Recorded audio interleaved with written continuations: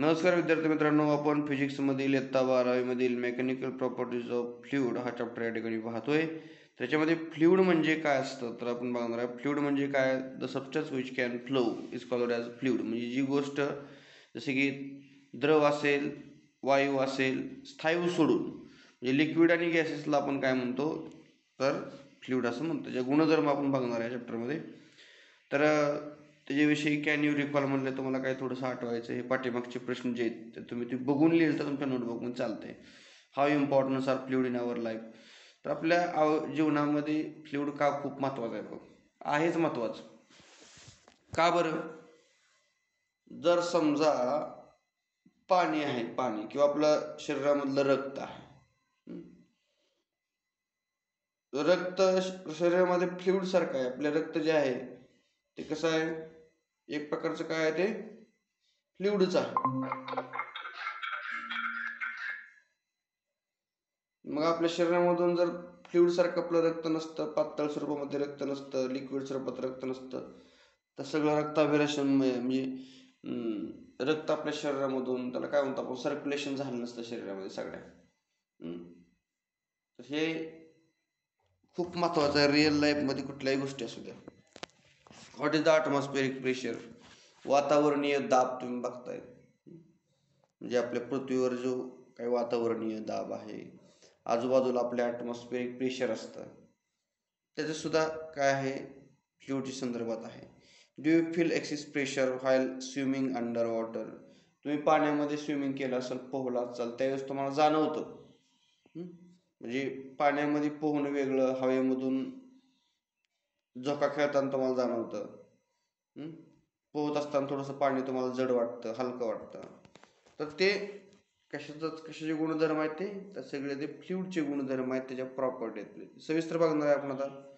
तर बघा तुम्हाला या ठिकाणी व्यवस्थित माहिती दिलेली आहे. तर काय दिली आहे इंट्रोडक्शनमध्ये बघूया.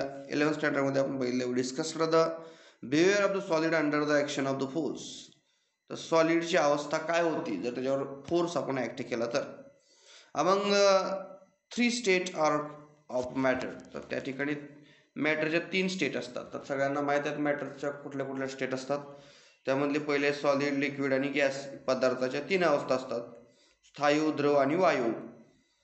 तर ह्या चॅप्टरमध्ये आपण ह्या दोन्हींचा अभ्यास करणार आहे. Solid nearly maintains its fixed shape and volume. तर सॉलिडला त्याचा स्वतःचा एक काय असतो शेप आणि व्हॅल्यूम असतं. Even the large forces applied to it. Liquids and gases do not have their own shapes and liquid आणि गॅसला त्यांचा शेप स्वतःचा नसतो. Shape of the containing vessels.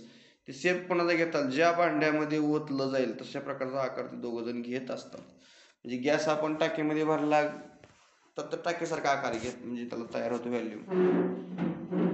त्याचबरोबर जर आपण बघितलं पाणी आपण ग्लासमध्ये ओतलं ग्लाससारखा आकार घेते, तांब्यामध्ये ओतलं तांब्यासारखं, वाटेमध्ये ओतलं वाटेसारखा आकार घेतं. म्हणजे ज्या कंटेनरमध्ये ज्या वेसल्समध्ये टाकाल त्यासारखा त्याचा आकार तयार होतो. त्याला स्वतः जसा ओन शेप साईज त्या ठिकाणी नाही. Due to this liquids and gases flow off the under the action of the external force. म्हणजे एक्सटर्नल फोर्स झाल्यानंतर त्याच्यामध्ये काहीतरी बदल होतोय. रिॲक्शन देर इज कोण अपोजिट रिॲक्शन आपण ऐकलेलं आहे. ॲक्शन झाली की रिॲक्शन होतेच. A fluid means a substance that can flow. Fluid कशाला म्हणावं? जी गोष्ट वाहते त्याला आपण काय म्हणतो? फ्लुइड. मग therefore the liquids and gases collectively called as a fluid. म्हणून आपण लिक्विड आणि गॅसला एकत्रितपणे काय म्हणतो? फ्लुइड असं म्हणतो. फ्लुइडला मराठीमध्ये शब्द काय सांगितलाय? द्रव सांगितले. खरं तर आपण लिक्विडला पण द्रवच म्हणतो, पण इन जनरल आपण लिक्विडलाच फ्लुइड म्हणतो इन जनरल, बरं का. त्यामध्ये गॅस तर येतच ऑटोमॅटिक, काय अडचण नाही. तर इन जनरल जर बघितलं तर आपण लिक्विडलाच दुसरं नाव काय आहे? फ्लुइड. पण कलेक्टिव्हली म्हणले दोन्ही मिळून. कारण वारं पण वाहतंय, पाणी पण वाहतंय. तुम्ही म्हणणार वाहनं पण वाहतात रस्त्याने, मग वाहनाला आपण फ्लुइड का म्हणत नाही? तर वाहन हे सॉलिड झालं, लक्षात घ्या. तो विषय वेगळा झाला. A fluid either has a no rigidity और it's rigidity is very low. त्याच्याकडे रिजिडिटी नसते, असेल तर ती खूप खूप कमी असते.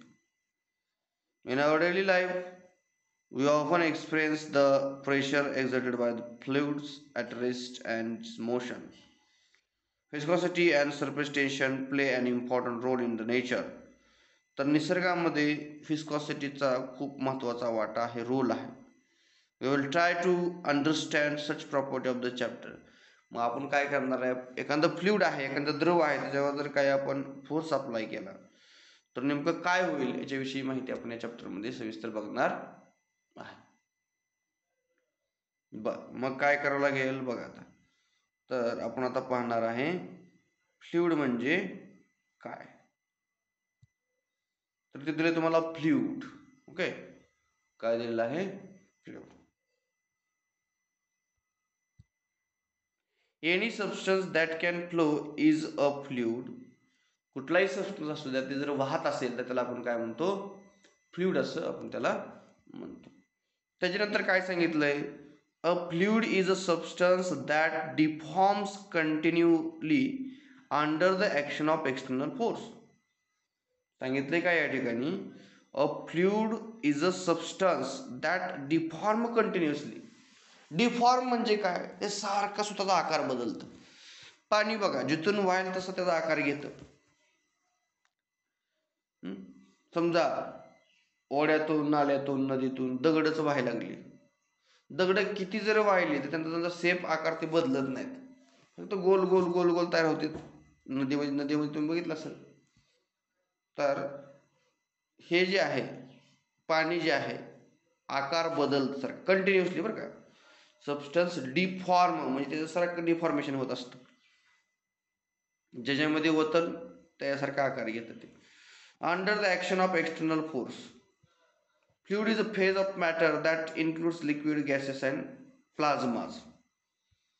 फ्लुइडमध्ये काय काय येतं बघा, हे सुद्धा ह्याच्यावर सुद्धा प्रश्न तुम्हाला एमसीक्यूला विचारला जाऊ शकतो. ही प्लाझ्मा शब्द लक्षात ठेवा, आपल्या रक्तामध्ये असतं plasma, ब्लडमध्ये.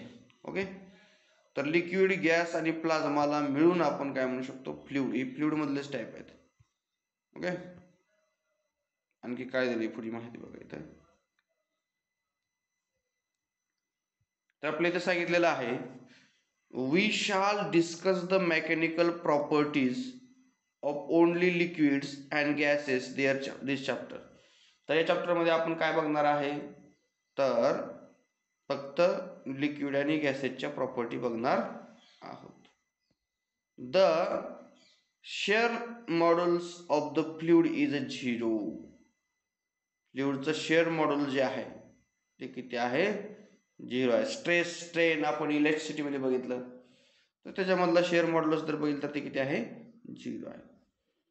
In a simpler words, fluids are the substance which cannot resist any shear force applied at them. तरी शेअर करत नाही.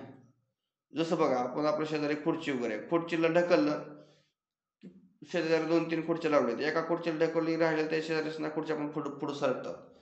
तसं लिक्विड आणि गॅसमध्ये होत नाही. बघा, तुम्ही पाण्याला बुक्की मारायची रागानं, पाण्यामध्ये बुक्की मारली, तुमचा तो हातच पाण्यात जाईल का, पाणी बाजूला सरतंय, नाही सरणार. इथं तुम्ही सॉलिड कुठली तरी वस्तू त्याला बुक्की मारली की ती वस्तू पुढं पडणार आहे. तर आपण जर पाण्यामध्ये बुक्की मारली, पाण्याला बुक्की मारायला ठेवलं तर आपला हात पाण्यामध्ये जातो, पण पाणी तेवढ्या पुरतं बाजूला सरतं, तिथं आपल्याला जागा मोकळी करून देतं. इयरचं बघा, तसंच आहे इयरचं पण. एअर, वॉटर, फ्लोअर, परत काय म्हणले, फ्लोअर टब, टूथपेस्ट. तुम्ही बघा कणकीचं उदाहरण घ्या, टूथपेस्ट बघा, जसा तुम्ही आकार दिला तसा आकार होतो, परत ती माघार येत नाही. कणकेपासून चपाती बनवली, ती चपातीसारखाच आकार घेत. Are the some common examples of the fluid. Molten lava is also fluid. म्हणजे तुम्हाला लावा रस माहीत असेल, जमिनीच्या खाली असतो भूगर्भामध्ये, तर तो सुद्धा काय फ्लुइडचं उदाहरण आहे. तर अजून काय सांगितलंय पहा, तर इथं सांगितलंय, a fluid flows under the action of force or the pressure gradient.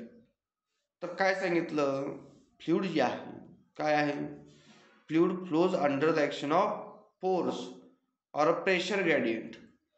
तर महत्वाचा मुद्दा काय या ठिकाणी, फोर्स आणि प्रेशर हे दोन शब्द खूप महत्वाचे आहेत. ह्या दोन्हीवरती काय आहे, तुमचं फ्लुइड अवलंबून आहे. Under the action of force and pressure gradient.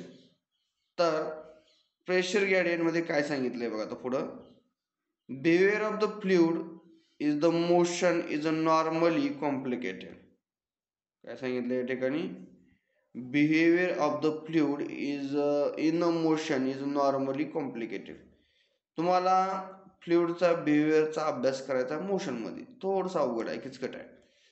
We can understand fluid by making some simple assumptions. आपण काय म्हणतोय, we can understand fluid by making some simple assumption. आपण काही थोडी सिंपलची अझम्पशन घेणार आहे, गृहीतक घेणार आहे. काय गृहीतक घेणार आहे, we introduce the concept of an ideal fluids and understand the behavior, and ideal fluid has a following property. तर आयडियल फ्लुइडच्या काही दिलेल्या खाली प्रॉपर्टी आहेत. तर बघूया कुठल्या प्रॉपर्टी आहेत बघा. म्हणजे फ्लुइड कुणाला म्हणायचं, त्याच्या काही आयडियल प्रॉपर्टी आहेत, महत्वाच्या प्रॉपर्टी. काय दिले बघा, फ्लुइड कुणाला म्हणू शकतो आपण.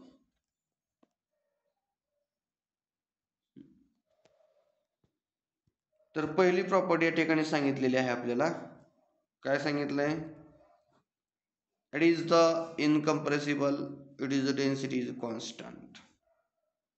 हे कसं आहे, इनकम्प्रेसिबल आहे.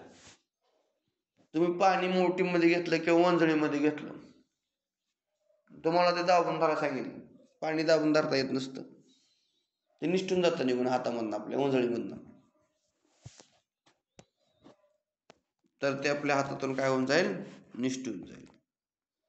त्याला आपण प्रेशर देऊन दाबून लहान करू शकत नाही, कंप्रेस करू शकत नाही. ते कसं आहे, इनकम्प्रेसिबल आहे. फ्लुइड मग कुठलंही असू द्या, ते काय असू द्या, कुठलंही असू द्या, ते कसं असतं, इनकम्प्रेसिबल आहे. ही it is a density is constant, त्याची डेन्सिटी कशी असते, constant. It's flow is irrotational. त्याचा जो फ्लो आहे, कुठल्या दिशेनं व्हायचं काय असं तर काय त्याला फ्लो वगैरे नाही. तर कसं दिलं त्यांनी सांगितलं, इरेशनल आहे. It's flow is a smooth, there are no turbulence in the flow. जो फ्लो आहे तो कसा आहे, स्मूथ आहे आणि त्याला कुठल्याही प्रकारचा अडथळा, ट्रबलन्स वगैरे नाही, no turbulence in the flow. तिसरा मुद्दा, it is a non viscous, there is no internal friction in the flow. Non viscous, त्याच्यामध्ये कुठल्याही प्रकारचं फ्रिक्शन वगैरे नाही, non viscous force, non viscous force flow आहे. The fluid has a no viscosity, त्याला विस्कॉसिटीच नसते. Viscosity is discussed in the section 2.6 म्हणले. ओके, पण ती काय आपण बघणार आहे की पुढं,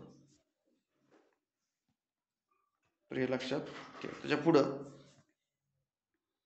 चौथा महत्वाचा मुद्दा, it is flow is a steady आणि it is velocity at each point is constant in a time. तर हा जो फ्लो आहे तो कसा आहे, कॉन्स्टंट फ्लो आहे. आणि velocity at each point is a constant in the time. Velocity कशी असते, कॉन्स्टंट, प्रत्येक वेळेस प्रत्येक पॉइंटला. आता बघा, येतो तुम्हाला एक उदाहरण दिले साधं सोपं बघा. आता येतं काय दिसतं या उदाहरणामध्ये तुम्हाला, तर ह्याच्यामध्ये असं दिसतंय तुम्हाला. तर समजा आपल्याकडे असं एक प्रकारचं एक चौकोनी खोक आहे. तुम्ही इकडून ह्याला असं प्रेशर लावलं तर ते असं तिरकं होईल, असं होईल, ओरिजिनल पोझिशन पासून असं येईल, ते असं होऊन जाणार आहे. तुमची ओरिजिनल पोझिशन आहे ती ADCD काय तर, आणि इथं B दिले. ओके, काय असेल ते असेल. म्हणजे इथं काय होतं बघा, C डॅश आहे बस. ओके, इथं A, इथं B फिक्स. D पासून सरकून इकडे गेल्यानंतर D डॅश झालं, C पासून इकडे सरकून गेल्यावर काय झालं, C डॅश झालं. म्हणजे ओरिजिनल पोझिशन इथं D ला होतं, इकडून प्रेशर मिळालेल्या कारणामुळे काय झालं, इकडे सरकलं. मग डी पॉईंट सरकून कुठे गेला, डी डॅश पर्यंत गेला, बरोबर. आणि इथला सी पॉईंट आहे तो सरकून प्रेशर लावल्यामुळे इकडे कुठे गेला, सी डॅश पर्यंत. त्यामुळं तुमचा जो ओरिजिनल अशा प्रकारचा चौकोन होता तो काय झाला, या ठिकाणी असा तिरका झाला. ओके, हे लक्षात ठेवा.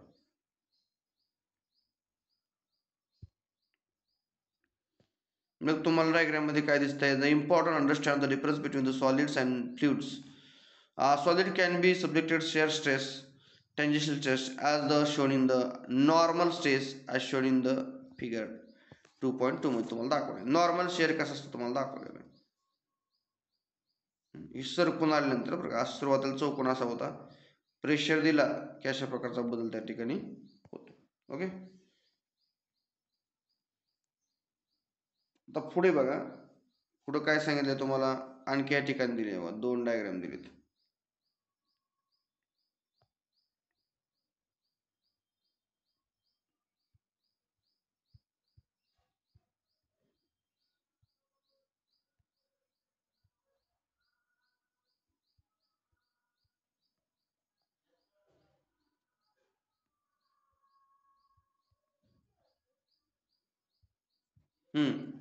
आता तुम्हाला इथे एक वस्तू दिसते, काय केलंय इथं, सगळ्या बाजूने या वस्तूवरती आपण फोर्स अप्लाय केलाय, वरून खालून सगळीकडून. तर 3D मध्ये तुम्हाला दिसतंय इथं. तर हे या वस्तूवर काय केलंय, सगळ्या बाजूने आपण फोर्स काय केलाय, अप्लाय केलेला आहे. इथे काय केलंय, आतून बाहेर फोर्स. ओके, त्याला टेन्जाईल म्हणायचं, थोडक्यात रिलॅक्स होणं, कंप्रेसिव्ह ताण तयार करणे, प्रेशर देणे, त्याला म्हणायचं कंप्रेस झालं, त्याला काय म्हणायचं, कंप्रेस. टेन्जाईल म्हणजे काय, लांबणं, मोठी गोष्ट, एखादी गोष्ट छोटी आहे ती टेन्जाईल होऊन काय होते, मोठी होते. आता पुढं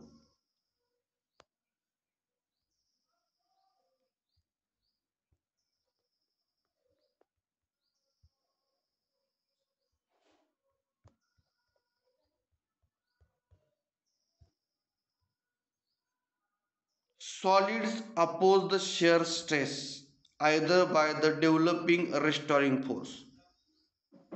तर सॉलिड काय करतं, शेअर स्ट्रेसला काय करतं, अपोज करतं. Solid oppose the shear stress either by the developing restoring force, which means that deformation are reversible. याचा अर्थ डिफॉर्मेशन कसं आहे, रिव्हर्सिबल आहे. or they equate to the certain initial stress before they deform and start flowing. We have studied this behavior of the solid, elastic behavior. तुम्ही जर बघितलं restoring force वगैरे, लबर जर ओढला, लबर खरं तर सॉलिड आहे, ओढला की लांबतो, फोर्स काढून घेतला की ओरिजिनल पोझिशनला येतो. तर ते आपण इलेस्टिसिटीमध्ये बघितलेलं आहे. Ideal fluid on the other hand can only be the subjected to the normal compressive stress is called as a pressure. त्याला काय म्हणतो आपण, प्रेशर म्हणतो. Most fluid offers a very काय दिलंय पुढं, display viscosity and so are capable of the being subjected to low levels of the shear stress. बघा आता इथे तुम्हाला shear stress मध्ये काय सांगितले बघा, डायग्राम कडे लक्ष द्या.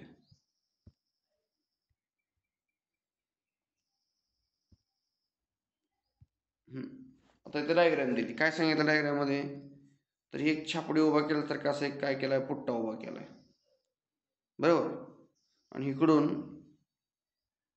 डीएफ नावाचा फोर्स अप्लाय केला, इकडून पण डीएफ नावाचा फोर्स अप्लाय केला. तर DF force acting on small surface DA with in the fluid at rest. हे डायग्रामचं नाव आहे. तुम्ही दोन्ही बाजूला फोर्स जर अप्लाय करून गेल तर काय होईल, तर बघा फोर्स बॅलन्स होणार आहे. मग shown the small surface of the DA at rest with the fluid, the surface does not accelerate, तिथला सरफेस जो आहे तो ॲसलरेट होत नाही, त्वरण त्याला प्राप्त होत नाही. So surrounding fluid exert equal normal force DF on the both side.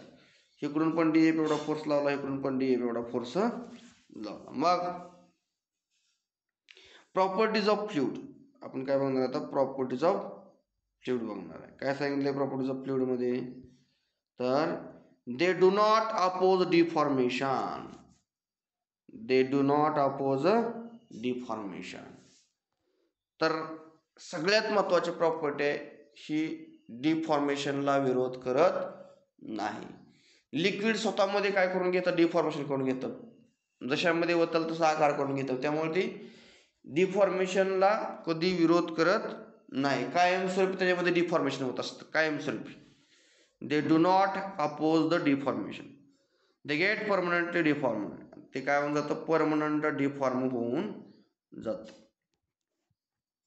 हा पहिला झाला. दुसरा मुद्दा, they have ability to flow, त्याच्याकडे वाहण्याची क्षमता असते, म्हणजे एका ठिकाणाहून दुसऱ्या ठिकाणी ती वाहत जातं फ्लुइड. परत they have ability to the take a shape of the container, त्याच्याकडे काय अबिलिटी आहे, तर कंटेनरला काय करणं, शेप देणं. They have ability to take the shape of the container. पुढं